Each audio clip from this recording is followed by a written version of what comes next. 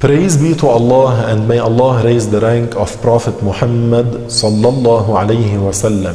Thereafter, the prayers that are obligatory for every day and night are 5. They are the noon prayer called Dhuhr prayer, the mid-afternoon prayer called Asr prayer, the sunset prayer called the Maghrib prayer, the nightfall prayer called Isha prayer, and the dawn prayer called Subuh or Fajr prayer.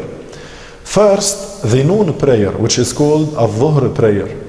Its time begins when the sun has declined westward from the middle of the sky and remains until the length of the shadow of an object becomes equal to that of the object, in addition to the length of the shadow cast by the object when the sun was at its zenith istiwa.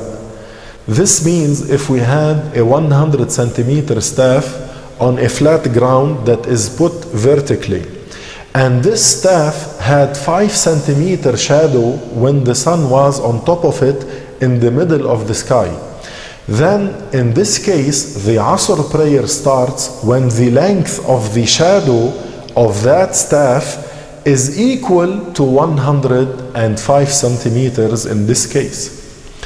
As for the middle afternoon prayer, the Asr prayer, its time begins after Dhuhr ends and remains until sunset. As for the sunset prayer, Maghrib prayer, its time begins after the sunset, that is when Asr ends, and remains until the redness disappears in the western horizon. As for the nightfall prayer, the Isha prayer, its time begins after the Maghrib time ends and remains until the true dawn appears.